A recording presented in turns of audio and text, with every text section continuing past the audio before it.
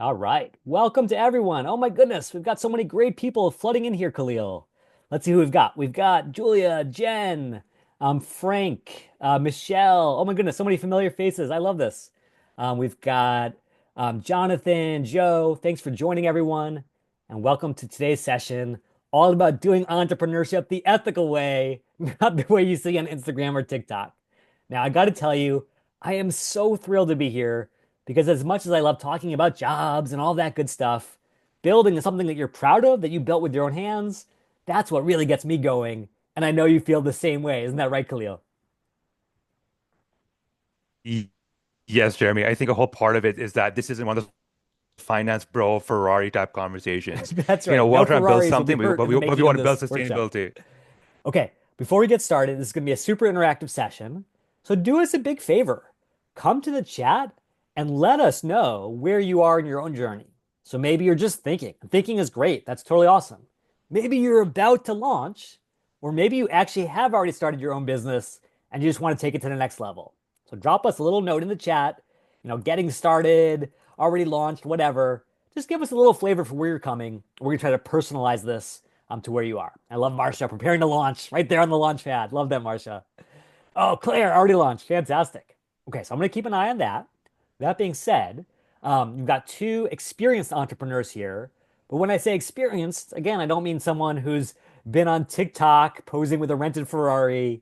Just two guys who've experimented and sort of found our way to sustainable businesses. In my case, as a lot of you know, I was a former kindergarten teacher who kind of sold out for a little while, got my MBA, worked in Silicon Valley. But the thing that really got me excited about that was not working for someone else's company, but building my own. And I'll be honest with you, it took me an entire decade to really figure it out. But I have to say that I've been really enjoying what I've learned along the way. And I would love to share what I've discovered with you as well. So you don't have to make as many stupid mistakes as I did. That being said, Khalil, what about yourself? What's your entrepreneurial journey? Yeah, definitely. So thank you so much, Jeremy. So even me, I started off in the nonprofit sector. I sold out, I did an MBA. And I think part of like if we all hear it's that we know that Jeremy is such an amazing entrepreneur. So I've actually learned a lot of entrepreneurship from him and really using that to kind of sell my own services. So really just super excited to be here and just really kind of help you in your entrepreneurial journey. Jeremy, back to Sure. you. That's awesome. Okay, so with that said, let's go ahead and dive in. And as always, there's a standard sort of caveat. I think the problem is we've all been to so many webinars that are so boring that we almost like preemptively get into that mindset of let me just sort of do a little multitasking, turn my brain off. No way. I think the best way to do entrepreneurship is the getting your hands dirty way, and that's what this is all about. So, of course, in classic Jeremy tradition, we've got some pop quizzes. We also have some live demos. And what I'm really excited about is a lot of you know that I tend to give out these profile makeovers because I used to work at LinkedIn. But what I would really love to give you is an entrepreneurial makeover, helping you tell your story in the most powerful way possible. So if you volunteer for us tonight, I'm going to go to bat for you. And then finally, do not be afraid to take action, to try some of these techniques in real time, whether it's AI, whether it's LinkedIn, whether it's putting that first flag in the ground. Okay, here we go. Before we dive into the arena, Khalil, what are some of the reasons that people don't want to enter the arena? You know, it's a good thing, Jeremy. I think a lot of times, no matter who we have this inner dialogue. Stuff like we're seeing here. What if I fail? I don't have the time. I'm not ready yet. Can I make enough money? And we're all dealing with this. But one thing we're seeing when it comes to society and economy is that we can't wait anymore. We have it within us. We've got the skills. We've got the ability. We've got AI. And now is really the opportunity to kick off this entrepreneurial ventures in here. And that's what Jeremy's going to be talking about soon. Jeremy. Absolutely. So, yeah, whether you identify with fears of failure, fears of sustainability, all these different things, we've all been there. Khalil's been there. I've been there. I think probably everyone on the line, whether you're starting or have already started, have been on that sort of precipice. That being said, the best way to tackle these is just to see what this looks like. So, let's start with this question. Right now, I'm running this business called the Job Insiders. Basically, I got this really cool opportunity, which is to meet people like Khalil, and that's literally how we met. Khalil, I believe it was a presentation for your MBA program at Concordia. Is that right? Exactly. Exactly. That's how I met you. Okay, and so I get a chance to chat with students around the world, career coaches around the world, help them use LinkedIn and AI to support their students. That being said, if you rewind the tape a full decade, how much did it cost me to launch this business? Was it A, $100? B, 1,000 bucks, C, 10,000 big ones, or D, $100,000 right down the drain? A, B, C, or D? Okay, I'm seeing Gina say A, and Claire say A, and Jacques says B, and Rabia says A, but mostly A's. Let's go to Gina Trammell, because you were first. Why do you think the answer is A, Gina? What's behind that answer? I think I saw that in the intro in the Outlook, so that's why I'm choosing Okay, the 100. that's awesome. Gina is an eagle-eyed detective. So here's the reality. Back in the day when I was starting this thing, I gotta be honest, I was super risk averse. I said, no way am I gonna like take out, rent on some business or plunk down money for salaries. I just want to bet on myself just a little bit. And the crazy thing that has completely changed the world of entrepreneurship is because of things like Squarespace and now ChatGPT, you can basically build a totally real business for the price of, a nice dinner out with your significant other. That being said, the real key here is not just all the technology I used, whether it's how I hosted my website or using Gmail for email and all that good stuff. It's the fact that I started by really looking within before I looked outside. I said, hey, Jeremy, you are pretty lousy at certain things. You're a lousy kindergarten teacher, you're an only mediocre marketer. But the one thing that you love doing, that you've been pretty good at, is having this coaching experiences, coaching others to be successful.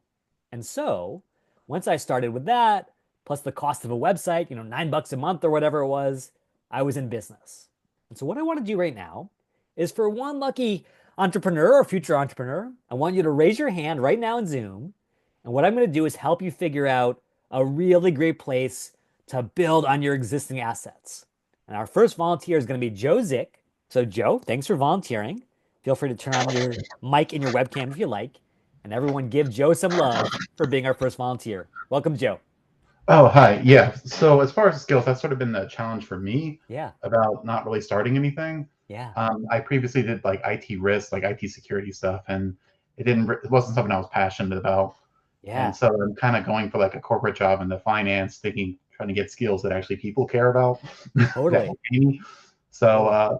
because even if the corporate thing doesn't work out, then I could do some entrepreneur thing. That's kind of the idea. I'm Yeah. great at organizing and leading projects and things like that. It's just sort of I couldn't really find a good niche that I could really take off, and that's sort of been my challenge. Yeah, no, I love that, Joe, because I think what you've just hit on is the same thing that we all face, which is we know that there's all these opportunities in the world, but which one is right for us? Like, where is that Venn diagram overlap? Now, Joe, you were mentioning that you'd done some IT risk stuff. Was that on the corporate side, or were you doing that as a solo entrepreneur? No, on the corporate side, Okay. just standard 9 to 5 kind of Ah, thing. yeah, Just yeah. that, and And just to be I didn't clear, really like it. I wasn't happy with it, and that's kind of why I'm like, yeah. And so that's interesting because, sometimes the kinds of stuff that you're already doing for another company, you could turn into a business for yourself, but you've got to like doing it and be really good at doing it. And it sounds like your key self-assessment there, Joe, is that you actually were not happy doing it in any context. Is that right? yeah, there were certain like takeover skills from it that could transferable, like organizing and things like that, making diagrams, things that I was complimented multiple times, like you're really good at this. I'm like, I don't know how to Ah. make diagrams and people to pay me for it, but Yeah, okay. that's right. Like, what's the connection there? Okay, so I want to show you a couple hacks to get you off the schneid. Now, in my job search workshops, I've been trying to convince students that, hey, ChatGPT is going to be really terrible at writing your cover letter, writing your LinkedIn profile, but it's really good at least seeing the possibilities. Joe, would you mind if I was to grab your LinkedIn profile, not to criticize it, but to leverage it as an ingredient in this mad scientist entrepreneurial lab to come up with some options for you? Sure, let me grab that link. Okay, yeah, just drop that URL in the chat. And by the way, everyone, please give Joe tons of love in the chat. I know it is super gutsy to be an entrepreneur. It's even gutsier to even put yourself out there and do exactly what Joe's doing. And Joe's getting a lot of love from Michelle and Chloe and everyone out there, which is awesome. For everyone else, please grab your own profile or your own resume, whatever you happen to have handy. And what I'm going to show you is a little hack that I've mentioned to job seekers, which is if you have everything already in your profile, all you do is you go to More, you go Save to PDF, and you can actually download an entire copy of your resume or your profile ready to rock. Now, Joe, check this out. If we were to come to ChatGPT, what I was doing actually right before this session, I just was blown away by it. I took my own profile and I simply said, what are 10 small businesses, because we don't need to turn this into a big venture capital thing today. What are 10 small businesses that I could start based on the skills and experiences in my profile? And I was just shocked by how ChatGPT was able to go from all the stuff that you might say, ho hum, this is what I've done, to all the stuff where you turn that into a thriving business. Now, Joe, as you see these things come on the screen, feel free to just nix things that you know you're not going to be excited about. If it's cybersecurity or risk management, as you said. But then, of course, there's data analysis and there's project management, which you spoke to. Obviously, there's a financial analysis component. And so, of these roles, do some of them feel intriguing to you in terms of, I wonder what that feels like? Yeah, I think the analysis or consulting thing would probably be more. I probably need to update my profile. Again, it's one of Yeah, those things right, that right. And obviously, transition yeah, always classic hard. rule of thumb is garbage in is garbage out, right? If you have outdated stuff here, it won't be too useful. But you're right. Um, Another thing you can do is you can always come over here and say, generate a table to stack rank these roles against my goals. And here's where things can get really interesting. I think every entrepreneur really is a special snowflake when it comes to the things we need. Like maybe we need low startup costs, or maybe we need flexibility to like have a day job and do this on the side, or maybe we want a chance to have a business that could generate, outsized returns. When you kind of think of the things that are important to who you are, Joe, what does that look like for you? I guess definitely would be ideal, sort of like remote or flexibility as Yeah, far as location goes would yeah, be nice. And my ideal solopreneur thing, absolutely. probably definitely playing off my strengths, definitely organizing and stuff like that, and analysis are definitely more Yeah, my strengths. getting a chance to organize and analyze. Absolutely. I love that. And so, again, as these tools sort of evolve, they become better and better at helping us really think through what is this going to feel like. And so it's going to write a little Python script and basically say, hey, of all these roles, all these opportunities, there's just sort of different ones that are a better or worse fit for what you're looking for. So let's look at this holistically. If we said, hey, cybersecurity is just super hot right now. If you are good at that, you could be in Alaska as far as people are concerned. They will still pay you because that is so desirable. Versus, financial analysis for real estate is hyper local. And so that's going to give you less flexibility. Mm. Um, of these things that now that you sort of see them sliced and diced this way, are there ones that you really want to dig into even further? I guess probably analysis of any kind, probably like row three, maybe something to explore. Yeah, Because you can always abs- blend that into something. As long as you yeah. find an industry, like everyone's going to deal with data in some shape or form. Yeah. So, Well, I'll tell you flat out, like when I worked at Khan Academy, when I worked at Google, when I worked at LinkedIn, obviously we had a massive army of data analysts, but we also hired data analysis consultants all the time because we often didn't have the resources we needed to sort of get the job done at the time. So that's definitely a big opportunity. Now, if you want to really sort of dig deeper into what that's going to look like, actually talk to someone who's kind of doing that work today, who would be a great person to reach out to, Joe, to explore that opportunity, to get a sense for what that feels like? I guess probably someone from an ideal company or something like that. Yeah, and again, we're not even thinking about it in the job sense. We're thinking about it in the entrepreneurial sense. Oh, okay. And I'm going to be really honest with you. I think the single best role that a fellow entrepreneur can play is giving you the confidence to actually give it a shot. Like so often, our friends, our family are like, no, Joe, what are you doing? You're throwing your life away. But entrepreneurs get it because they have that same kind of infusion in their DNA, which says, hey, I'm willing to take a risk. I'm willing to try to crave some control for myself. So, Joe, check this out. If you go over to UT Permian Basin, I assume that was your alma mater, is that right? Yeah, that's where I'm currently going to school. Okay, beautiful. So you come over to UT Permian Basin, or you can do with the same um, with Maryland. You say come over here to alumni and say, yeah, I know a lot of these alumni are working for companies, and that's great. But I want to find someone who's an analytics consultant, someone who's doing this sort of freelance or doing this as building their own business. And you'll discover, okay, now we're getting somewhere. Someone who's actually doing this, outside the realm of your typical corporate job. Let me find someone who's a little more a little more freelance than Wells Fargo. Let's say analytics consultant. Again, outside of that classic W-2 relationship. Okay, here we go. Now we're getting somewhere. So what I would do is I would reach out to someone on the inside, try to learn about their experience, and then ultimately decide if this is going to be a really good fit for me. And my challenge to you, Joe, is I know that this is super hard because a lot of times when oh yeah, NK said that was the same person. Oops, that was a bad mistake on my side, NK. But my challenge is this, is that we've got to learn from someone who's actually walking the talk. And so we're going to come back here and say, hey, who is a founder? And what you'll discover is these people are actually doing it. These people are building their own businesses. They're the ones you want to learn from. I encourage you to reach out to the Brandons of the world. And then once you have a conversation with them, Joe, what do you want to dig into? What do you want to chat about with Brandon to decide if this entrepreneurial path is a good fit for you? I guess it's more about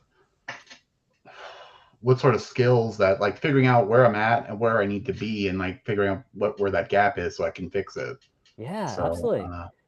And just like NK said, it's like an informational interview. But unlike an informational interview where you're really just angling for a referral, this is a truly informational interview. It is driven by curiosity and it's all about learning. So there's no pressure. It doesn't have to feel scary like, oh, I've got to suck up to this guy to get a referral. So watch this.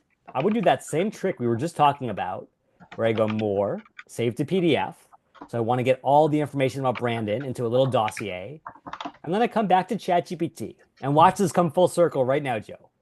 We're going to upload that file and we're going to simply ask, what are 10 questions I should ask Brandon about entrepreneurship? And we're going to say to discover if consulting is a good fit for my skills, interests, and goals. Now, last question. Does ChatGPT know about your skills, interests, and goals, Joe? yeah, you previously posted it. That's right. Very good, Joe. Joe's like, hey, you shared that right off the bat. Of course it knows. So as a result, we bring it all the way back to where we started, which says, hey, if you really care about having flexibility, if you care about work-life balance, if you want to transition into this space from a corporate role, how do you do that? And my challenge to every single person out there is don't go out there into the world and just jump off the diving board. Instead, find a team to come with you on that journey. And I think the very best team you can get, Joe, are the people who've been in this rodeo before and lived to tell the story. So, Joe, I owe you a huge debt of gratitude because you got this party started right.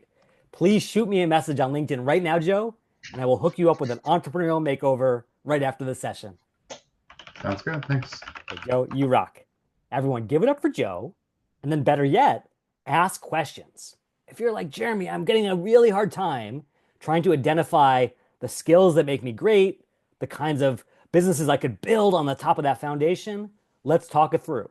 And you can put questions right in the chat. You can unmute and ask live, or you can raise your hand if that's more comfortable. And by the way, I love all the love coming in for Joe. He absolutely deserves it and a whole lot more. Okay, if no other questions at the moment, let's go on to our good friend Khalil. And Khalil, what I would love to hear is sort of where do you go next? How do you sort of think through all these ideas, find the one that's right for you? Sure. So I think for a lot of us, the problem isn't so much that we don't kind of know. Right now, we've got AI helping us. It's sometimes may even know us better than we know ourselves. But I love this image which I studied, which was this idea of this donkey called Burden's ass or Burden's donkey.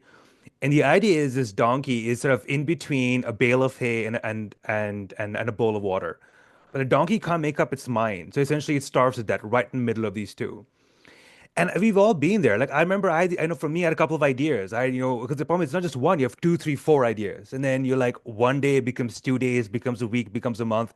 A year goes by, and I'm still just stuck in my head with a piece of paper trying to figure out what is my plan? What do I want to do? The huge part of this, and coming with Jeremy as well, is trying to get out of your head and really testing ideas out. If you go next slide, please, Jeremy. And so I want to walk you through a bit of sort of me. So again, you can kind of because in some sense, it's easier to kind of look at someone else than it is to look at ourselves, right? Yes. So there I was, and like Jeremy said, we're reaching out to people, informational chats, talking to people. And for me, it was what are the two things that people come up to me and say, you are doing this so much better than anybody else.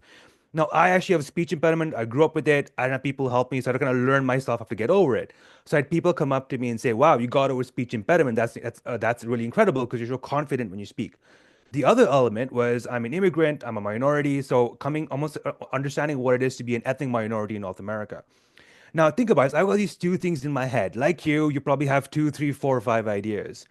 Now, I want to know, just maybe a thought from anybody in the room, is that if you're in my shoes, which one would you have picked? Right? Would you have said, let's be a coach to those who live with speech impediments, or would I be a coach to those who come from ethnocultural my communities? And Ethnocultural. oh, Robbie says Ethnocultural. ethnocultural. Yeah, feel free to Yeah. shout it out. Feel free to put in the chat. Yeah. A or Both. B, Hey, A or I Ronit. B. could, Yeah. that one I think I can see the both with that one. Yeah, yeah. And I see, and I'm gonna talk you maybe a little bit more or sort of, so this is about, and here, Rooney. So I'll kind of address Rooney's questions here, which is what do you do if everything you have done to date is not what you want to do? If you want to move away from with all those skills and experience that's listed on LinkedIn. So I'm gonna do a bit of combo because this is very important, right? Is look what Jeremy showed us. We can use your CV, use Chat GPT, and really understand what are your skill sets. You can also feed it information and say, what are you truly passionate about? But part of it is really on, I use the expression, getting out of your head. And that's about actually getting into the market, right? So if you go to the And next slide, please. Cleo, could I just stop you for one sec? I thought Ronit's question was so apt because I think we've all sort of felt like, hey, we hate our jobs. That's why we're at this workshop. We don't want to just go back and do the job over and over again. My only caution is don't throw the baby out with the bathwater. Like one of the things that I realized when I was going through a career change of being a kindergarten teacher and then a tech marketer and then being an entrepreneur is all the skills I'd built in the last job helped me in the next job. So my challenge for Euroneat, and you can do this either with a ChatGPT or with a coach, is really sort of think back to, hey, what did I love in those jobs, even if the job itself sucked? Where did I have those flow moments where I lost track of time? How do I get back to that when I build my own business? Because chances are the skills you were building are still really useful. Sorry about that, Khalil. Back to you. No, that's perfect. Because if you go to the next slide, please, Yeah, Jeremy, sorry because about that. it'll give a sense as well. Because the idea here again is, like with this call, we're not talking about crypto, we're not talking about drop shipping or anything else. You've got the skills already. Part of the thing what you want to do is figure out how do I take the skills and maybe combine it with maybe environments that make sense to me, or business or industries that make sense to me, or a work-life balance that makes senes to me. This is about picking this. You already have all these skills, but the idea now is, and this is where it comes to this, is you've also got to test it, right? I got to be in my head, like I said, 1 week became a month, became a year. But what I started doing in a similar way was talking to real people, checking demographic data, testing the waters, right? It's like when you go to supermarkets, they have little small cups. Do you want to taste, the vanilla yogurt, strawberry yogurt? What they're doing is before burning the boats, before throwing in all their money, they want to test out and say, what is something people are actually going to go towards? And what I think is really important is before you kind of, spend all the money developing a huge product or service, you want to have something small enough that you can test. Roni had a question. Why did I pick one? Now think about Mm. this, right? And it'll come back to the fourth session over here is I built up this brand, right? All of us have jobs. We built a career. We're known as something. When we're trying to kind of expand our brand, expand who we are, we could expand in multiple directions at once. But like any business guru says, maybe you want to start with one thing, build a beachhead, learn from it, and then expand. So between the two of this, I chose one versus two or three because it's about focus, it's about energy, and it was about seeing where the traction was. I saw traction in both. But when it came to ethnocultural communities, I saw far more traction over there. So like any entrepreneur, I'm going to kind of follow that little. I'm kind of like the magnet that pulls you. I was kind of pulled by that. And so with that, I'll kind of pass over Jeremy to go over sort of to go over the third step of this. Absolutely. And again, if you have questions, feel free to stop us at any point. But Ronit, I love those questions. So powerful. Feel free to throw those out. Actually, Khalil, did you mind speaking to a question, or not even a question, but I think Daniel addressed this, which I think is so important. I get stuck with the someone's already doing it syndrome. And I think we've Mm, all had that where we had some brilliant idea, and then Steve Jobs goes out there at Apple and invents it himself. And you're like, oh, there goes my idea. How do you yeah. think through that, Khalil? How do you sort of structure Yeah. that? So I'll tell you, so there a lot of it is sort of that it's sort of that inner work and inner game, right? When I first was working on this, all I felt was like, Khalil, is this are you like a karaoke singer? Are you essentially just doing some kind of cover or tribute to somebody else? And I went with that. But what happened was as I kind of did that inner work and I talked and I had this, interviews talking to people, what I saw was that each of us we have something different from our background, our skills, our passions. Entrepreneurs are snowflakes. And what's going to happen, I think, is that if we just keep thinking about it, we're always going to have that same conversation on loop, that same karaoke song where we're going to feel like we're just doing a cover or a tribute to somebody else. But the moment we start testing the waters, actually having real conversations, having a minimum viable product out there, what you will notice is people aren't kind of taking you and kind of lumping you with somebody else. They're treating you like that individual that you are. So for me, really, a bit of it was just kind of just absorbing. It's like maybe I start off as a karaoke singer. As kids, we start off learning, Twinkle, Twinkle, Little Star. We learn the basics. But the more we bring off ourselves, we bring our own flavor to it. Yeah. And so And I'm hopefully, I hope that I'm you can gonna stay throw out with a it. cautionary tale here, Khalil. When I first started my business, my original business was called Break into Tech. I thought I was so clever. There was not one career coach in the world that I could find who is helping non-technical people get jobs in the tech sector. And so I was like, oh, this is amazing. It's a total blue ocean, as they say in business school. And then I realized that a blue ocean is also a trap because the reason that there were no other coaches in this space is there wasn't enough demand. Here I was thinking that, not having competition was great. And in fact, it was the opposite of great. It was a complete disaster. It wasn't until I got into a much more crowded space, talking about LinkedIn, talking about AI, that I actually realized there was so much more market pull versus the push that I was doing in my last thing. So, in some ways, Daniel, I would say if you see someone else doing it, that's a great sign. It tells you there's a real marketplace there. Um, Khalil, did you want to take Garima's question?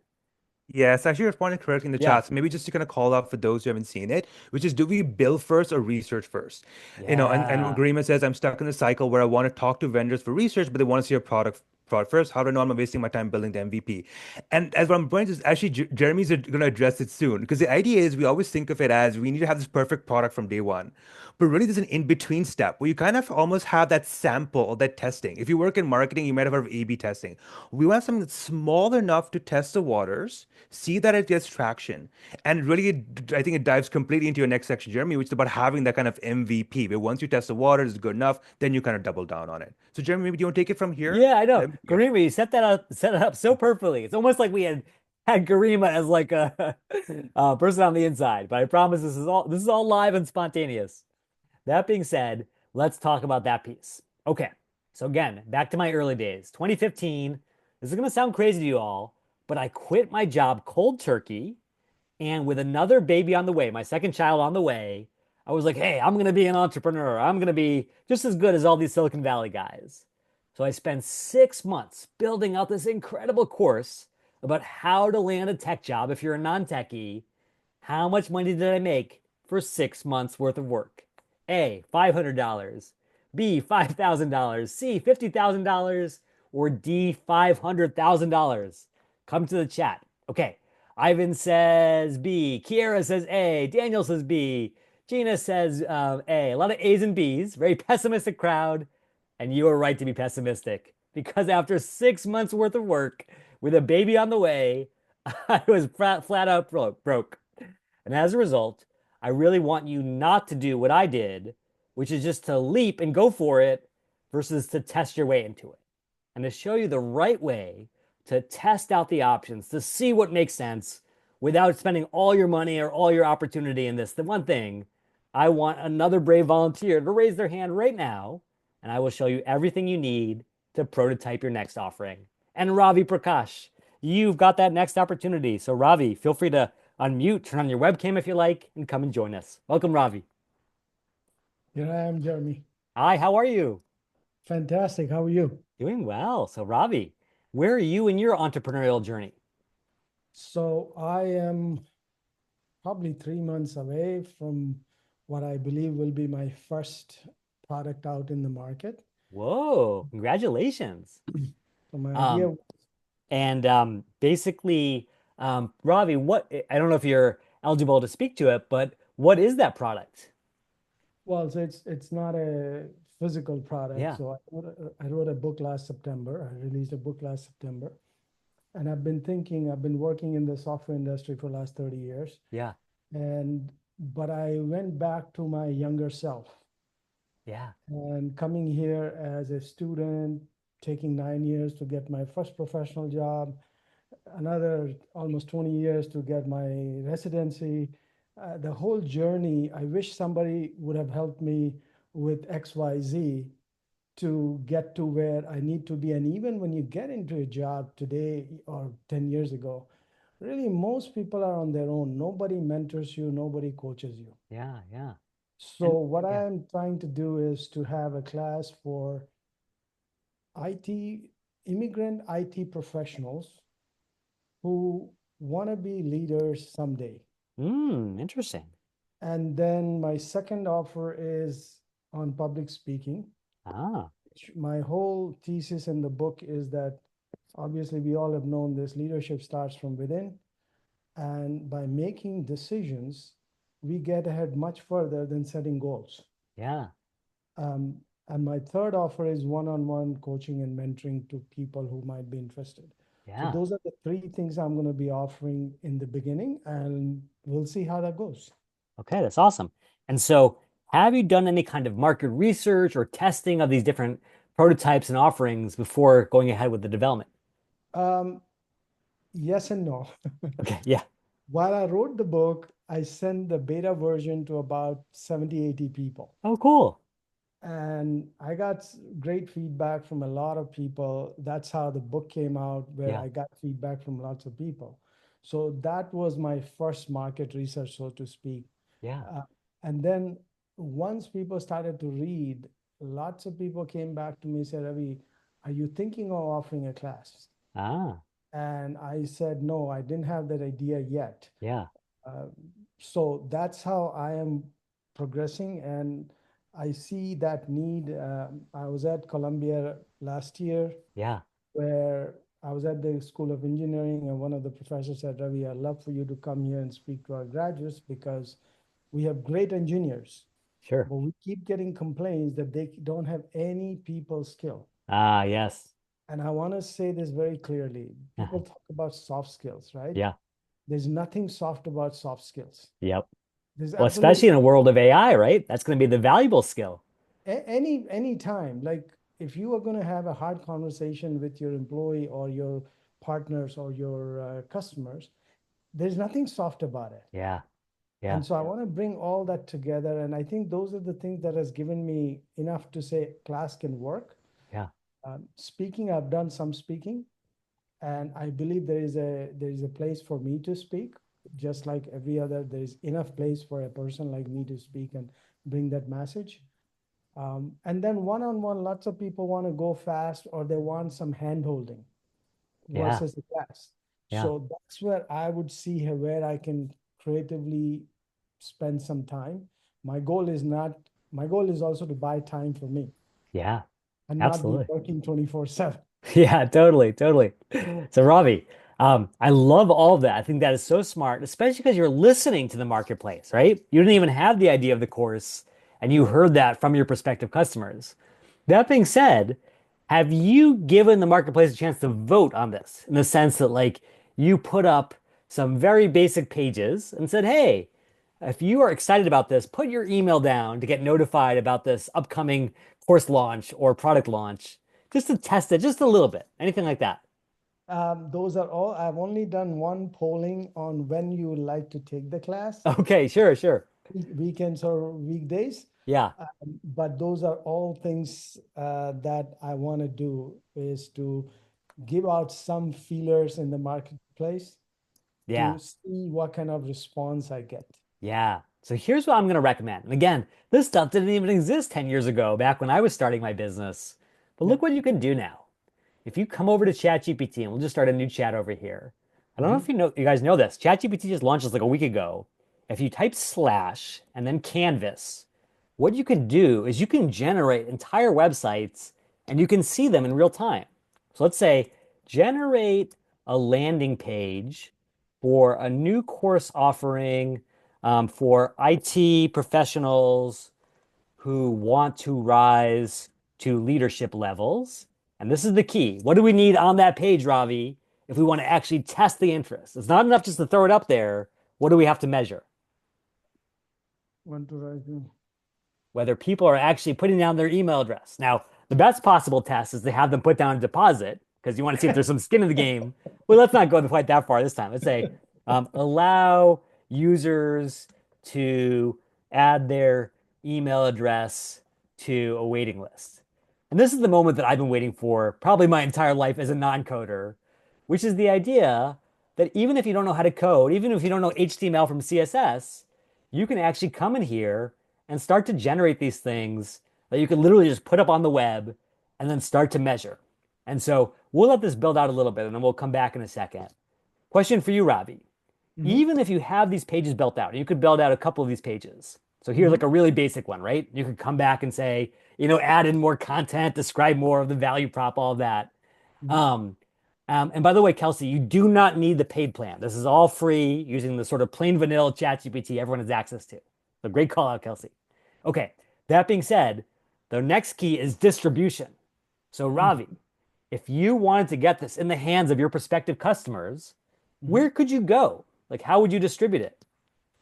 So far, Jeremy, based on what I know about LinkedIn, LinkedIn has been my go-to place. Yeah, And that's where there is limited time. I'm not on Twitter. I have Facebook, but I spend most of my time on LinkedIn.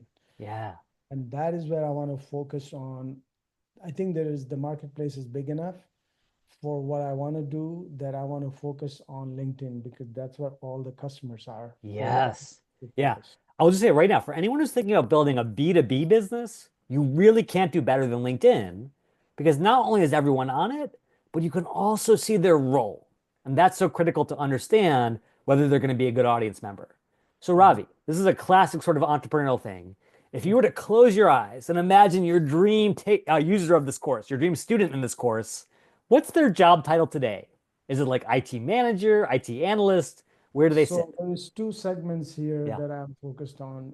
These are mid to senior level folks in the IT business, whether they're developer, UX, UI, DevOps, all of the admin things like that within this job. Yeah. The other part that I want to focus on is the C-level folks because Ah. they influence the culture of your Oh, because organization. they're the actual buyer. They're going to buy it Well, for they're their buyers, but employees. they're also the cultural. They have such an outsized impact on the culture of an organization. Yeah.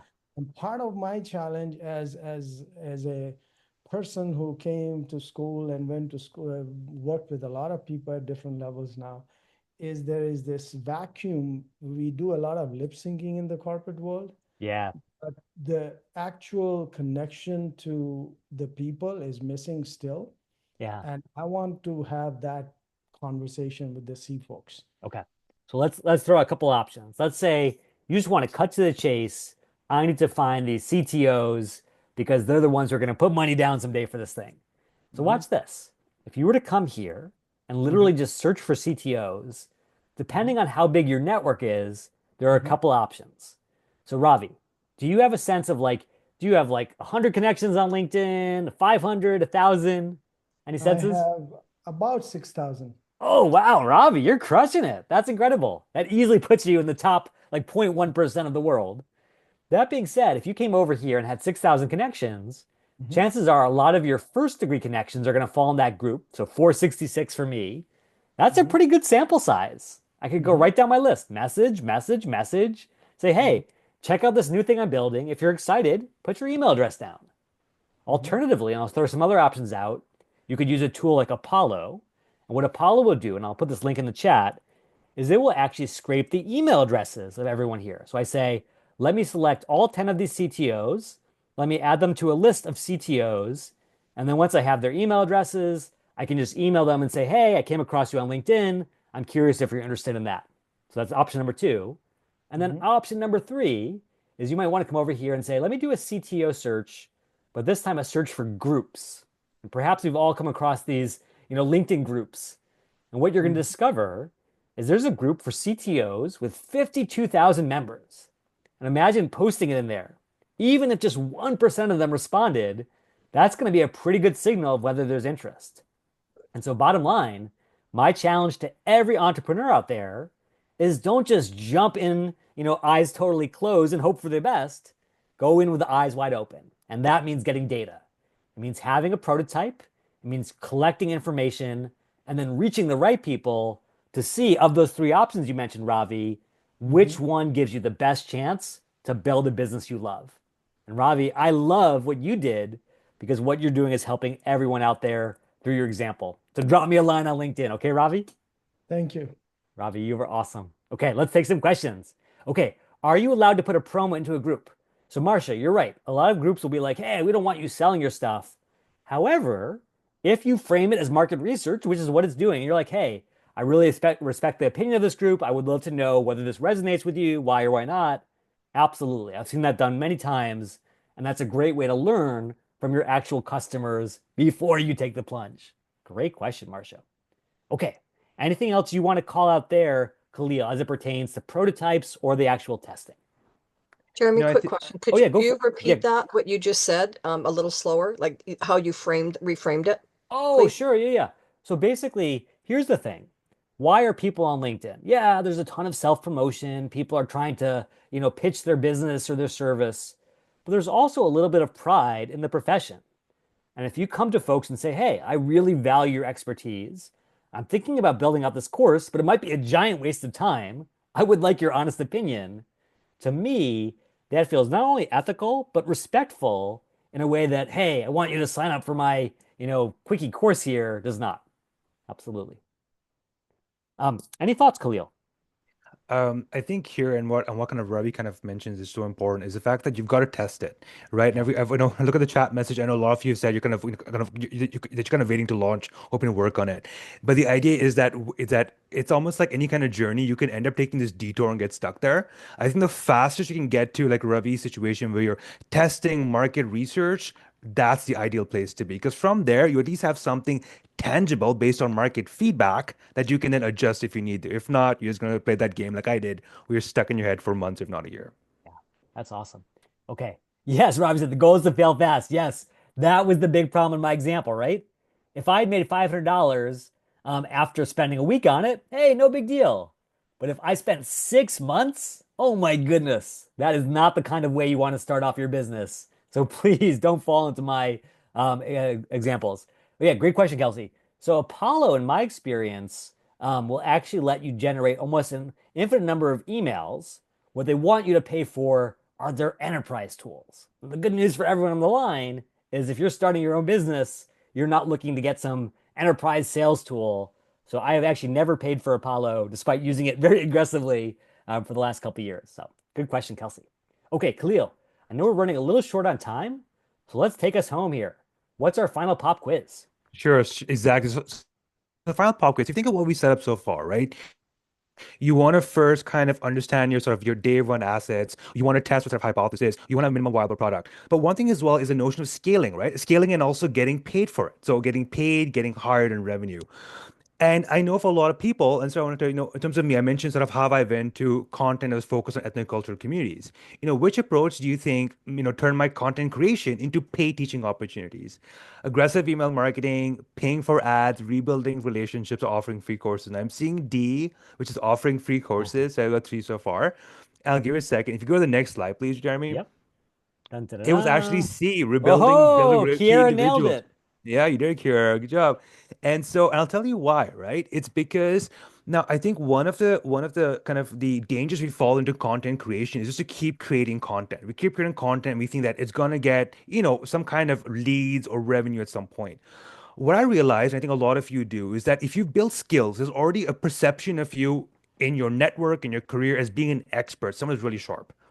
What we're trying to do right now is whenever you're trying to kind of expand on that, remember, why start from zero? You probably already know people, probably hire you if there was a full-time job available. You just want to say, are you a consultant? Are you teaching or doing something else? If you go to the next slide, please, Jeremy. And so part of this is remember is that essentially think of it as people, what would they hire you before? Right. So before you sort of try to, rebrand yourself, rebuild yourself side to side business, there's probably things people thought about you, what really made you stand out? Was it IT consulting, whatever. The thing now is that you're expanding your definition of what you can offer the market. Now, are you doing educational activities? Are you consulting? Are you teaching? What is it?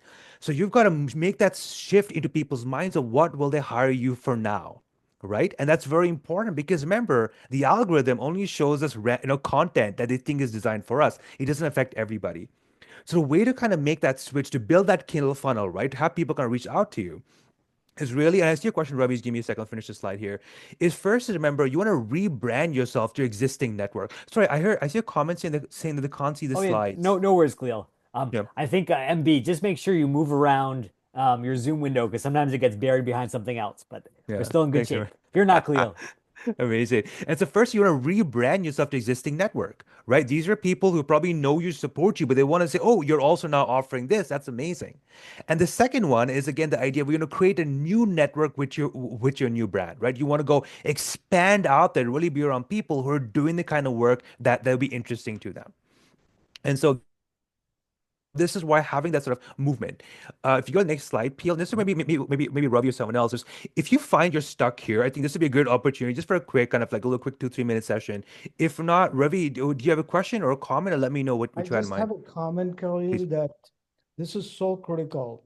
People who know you, whatever time they know you from 10 years ago, you run into somebody, they're still thinking about you 10 years ago, what you were. And it's Mm, very critical when we are introducing ourselves or reintroducing ourselves to people to really bring them up to speed to say, hey, in the last 10 years, we have a lot to catch up. And this is where I am today. And this is where I'm going. Not just where you are, but where you're going. Because if you don't give that info to them, they are stuck in the Khalil of 10 years ago. yeah. And I think that's a very important point to raise, whether you're writing your resume or you are talking to people. It's always should be where you're going, not where you have been. Exactly. And thank you so much for that, Ravi. And again, if any of you have attended any of Jeremy's other sessions, we talked about networking, which is again how I got introduced to him, is that we have weak ties, we have dormant ties, people who know us, they trust us already. We're people who already have been championing us for a while. We just let them know that I'm actually doing something new now. So maybe it's here. If anybody finds yourself stuck over here, why don't you raise your hand and we can go with the first person and see, is anybody stuck on this sort of this stage of kind of building a funnel? If not, if there's no one here, we can move on. Sorry, Well, Jeremy? yeah, definitely raise your hand because I think in some ways this is where the rubber hits the road, right? Like it's so funny. I feel like before I became an entrepreneur, I always thought that the definition of entrepreneurship was having a great idea, right? Like, oh, it's all about this inspiration. But actually, kind of like that Thomas Edison quote, it's like 1% inspiration, 99% perspiration. It's the execution. It's how do you build this thing in a sustainable way. So I would love to have you chat with Wendy, and we get a good conversation here because I think this is the critical step that is so hard for so many entrepreneurs. Hey, Hey, Vinny. Hey Wendy. there. How are you? Yeah, so I'm trying to build a career coaching business. I've been working for the past 11 years at a university where I worked with working adults who are getting their MBA part-time. And so, it's one of those you got to be a little careful who you approach and how do you approach. And, people think of me one way. And it's one thing for people to say, oh, yeah, I paid for you. Yeah, well, someone else paid and you got my services. So, of course, you love me. But it's different now that, if you actually have to pay for yourself. And so that's one of my challenges is sort of how to build that funnel in a way because I kind of went offline. I took a career break for about 8 months now, and now I'm back, and so it's that stuff that I'm a bit Sure. concerned. And so again, exactly. And so if I kind of back here, Wendy, and you're right, right? So think of it as and this is my kind of this is my marketing sales ad, right? I think of like what I call monetization models. And what that means is because you're working in university, the fees were probably paid for by the university or somebody else for all Correct. these individual clients. And right now, in some sense, you've got this demand from the clients, but there was this in-between party that was kind of paying for access to you, which was the university.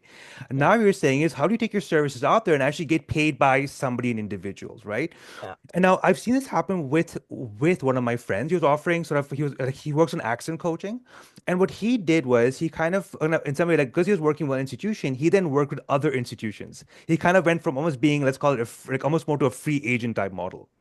And so the advantage of that was he kind of said, who's actually paying for the service in the end? And let me go target these people. Because then they'll do sometimes the fishing for me. They'll go find the people to show up, but they're the ones handling essentially paying for my services. Over Mhm. time, what he noticed was because he kind of expanded out there, it wasn't just a bunch of students or one group of people. What happens is the more he expanded out there, he noticed individual clients started kind of stepping up to pay because it was almost then that the whole branding went away from my friend who's working at this university kind of college center to actually I'm somebody who offers the services to different institutions who want to pay for me, and if you want one-on-one coaching, I do that service as well. So you Right. see that's how the difference between, let's say, Wendy and forgive me, I didn't catch the university where I would say Wendy at University A versus Wendy offers coaching services. Today it's going to be here, tomorrow it's going to be there, and if you want to have one-on-one coaching, here's how you can get in touch with me, right? So Right. that's a Yeah. subtle shift in there. Yeah. Well, the one challenge we're facing right now is budget cuts in Canada because of laws changing around immigrants coming to university, which were for lack of a better word, the cash cows. And Right. so a lot of the universities, unfortunately, are, because yes, that's one of the things I Yeah. thought of, but And Khalil's a fellow Canadian, Wendy, over there in ah, Montreal. Montreal, okay. So yeah. he knows, he feels that pain. Yeah. That being said, just to dig into this a little bit, Wendy, like what is your funnel today? And I know you're just getting started in terms of how do people find out about you? How do they see what you can do for them? And then how do you sort of close that deal? What does that look like? Well, that's just kind of getting started, right? Yeah, yeah. Literally. So, Yep. what I'm thinking of doing is doing some market research on LinkedIn. I was thinking of asking questions like, have you ever used a career coach or resume coach or anything like that? What did you like? What didn't you like? What would you like to have seen differently? And try to get some people to share that information with me to find out, like who out there's actually paying, what did they pay, Yeah. that kind of thing. Because it's one thing, I hear from somebody, oh, you should be charging minimum $150. And I'm thinking, okay, and again, my target is not unemployed. My target is working adults looking to Yeah. make a career change or transition or level up their career. So that's kind of I'm thinking right now that's kind of my main start. The other thing is things like the WIT Regatta.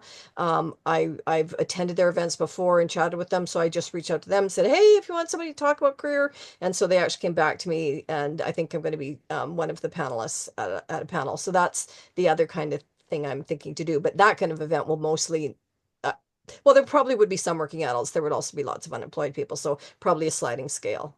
But Yeah. that's probably as far as I've gotten right now. I'm still the other one would be reaching out similar to what you said, Khalil, would be thinking of the government sponsored world, Mm. but they don't hire contractors as much. A few of the larger organizations might, but yeah. Yeah, no, I love that, Wendy, because I feel like you're already thinking about where is my audience, and then Mhm. how do I build this flow straight from that source of volume to my Mhm. business? And I'll just throw something out for you and for other, potential career coaches. One thing you Thank you. can do on LinkedIn is you can actually go to your profile.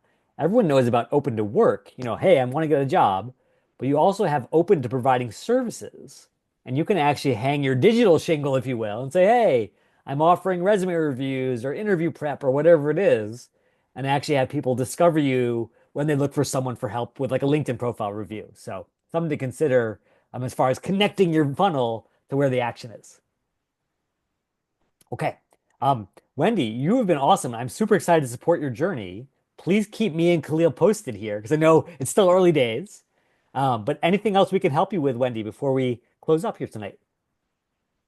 If you have any ideas of where do I go to get pricing, like how, really, Ah, because I'm yeah, getting so many variances on yeah. this. I Well, talked to some career coaches, they're charging 200 and up, and some are working with executives. And then the other thing is, which comes back to credentials, because, I've been a certified career development coach, but most people don't know what that name is. I'm not part of the International Coaches Federation. So, it's that kind of stuff. And I'm at an age and stage where I don't feel like going back and doing tons. I mean, I oh want yeah. to Oh, continue, but I get it. I get okay. it. So Yeah. let's see what you've got here. Right. And I was gonna say, like again, this Oh, could be a what'd you just case do? where ChatGPT is, it's not gonna be able to give you the be all and end all answer of this is what your price should be, but it can at least expedite the process of like going across a bunch of different websites, seeing what other people are charging, and now you at least get a feel for it. And obviously, you could dive into a specific, place, lifecareerstudio.com. Okay, this person feels roughly parallel to me, or they're, a little more junior to me, whatever it is. And again, pricing is very much in the eye of both the seller and the buyer, right? Price is just an arbitrary thing that we make up to make that match between both sides of the economy. And so don't ever feel like you have to have one sort of be all and end all price, but you start with something and then you evolve it over time as you understand what the market will bear. Okay, great questions, Wendy. I can't wait to celebrate your success. Khalil, take us home here. Where do we go from here? I think this is where kind of putting session together, stuff that there are four key steps here. The first one again is identify your day one assets. Think about what you already have, your skill sets, what you're passionate about, right? And again, the step two, this is that in between step, which is so important, testing your hypothesis. Before you put all that money, you burn your boats, all that kind of stuff. You want to test with people and say, hey, is there something that has traction, something that's going to float if you're going to put it on the market? It's then that you go into prototyping or offering. This is where maybe you put more money, a bit more resource to get this kind of stronger and minimum viable product. And the fourth one is building that funnel, right? Because part of it, remember, is that you've got these huge networks, people who know you already, aware of what you've done. You want to, in some sense, let them know, like as I already mentioned, let them know kind of where you're going towards, and that way they don't have this frozen image of you in the head, but really what you're doing right now. And in parallel, also start building these brand new networks, right? That way, what happens is people know you, they see you as an expert, and they know that they can actually hire you for whatever skills, service, or product that you have out there. Awesome. And And so so, these are four steps. yeah, I was going to say, like, I feel like one of the key things about entrepreneurship is not falling prey to all the noise. Oh, I've got to print out my beautiful business cards on moo.com. I have to have, a fancy logo design for me. None of that stuff matters. This is the stuff that, in retrospect, for both Khalil and I, have actually made the difference. So I encourage you to really have that kind of blinded mindset where you keep your eyes on the prize. That being said, I cannot end a Jeremy workshop in good conscience without that famous last Steve Jobs one more thing slide, because we've got one more thing for you tonight, which is Khalil and I are doing something entrepreneurial, which is to test the waters to see whether this is something that would be useful to you. We are actually going to offer an entire workshop over the month of February to give you a chance to start to build out your solopreneur career. That means live sessions that go way deeper on all these topics, from finding your perfect fit to really hanging that digital signal to getting your first customers. We're going to have group coaching, so you get to go one on one with us as well as get to meet other fellow entrepreneurs. And then, of course, lots of stuff that you take away even after the session. And as Khalil mentioned, it's going to be $149, but if you order in the next couple of days, it's just $99. And so here's the link right in the chat. Obviously, no need to sign up if you're not that interested. But if you want that little kick in the pants that says, hey, this is going to be the year that I give this thing a shot, this is going to be the year that I actually have some control over my destiny, that could be a great way to invest in yourself to kick off 2025. And yes, those are USD, and the group sizes are going to depend on this group, it depends on how many people sign up. That being said, we're going to keep this pretty small because I think that the biggest thing that we saw in our own entrepreneurial journeys is if you feel like you're just another sort of cog in the machine, for lack of a better term, it's easy to get discouraged. This is definitely going to be a session all about knowing that you're in good company, knowing that you have what it takes to get there. Anything else you want to share, Khalil, before we close up? I think this is a huge part of this. Like Jeremy and I have been through that. I think as much as you can get out of your heads, if you can kind of just really get testing, as the faster you can get out there, try it and do it, I think the better it can be. We try to pack content so that if any stage you can identify where you are, but additionally with the course we're going to do is just going to go more into details with you and going to help you out here. But no matter what choice you make, like really, Jeremiah, we wish you the best. We Yeah. know how hard it is. We know that inner kind of game and those barriers that people have. And we just say whatever happens, that you're just ahead of ahead now than you were an hour ago. I think that's what Jeremiah wish the most. I'm just going to say something really crazy to end here, which is that as much as Khalil and I like talking about jobs, and that's obviously how I met Khalil in a job-focused workshop, the honest truth is I was just at Notre Dame last week doing some presentations, and all the students were saying, hey, how do I get the keywords in my resume and all that good stuff? And that's great. But there was this one kid who came up to me and was like, you know what? I hate to say this in front of my friends, but I don't actually want a job. Like, I want to build this thing for myself. And that's the stuff that gets me personally excited right now. So if you've got that hunger in your belly, and yes, it's going to be tough, it's not going to be as easy as TikTok makes it. But if you want to make that big dent in the universe for yourself, for your family, for your community, let's do this thing over the next month. I would love for you to come along with us on the journey. So thank you to Khalil. Thank you to the amazing volunteers. Here's wishing you an incredible start to the new year. And wherever your next adventure takes you, much, much success. Thank you so much. It's very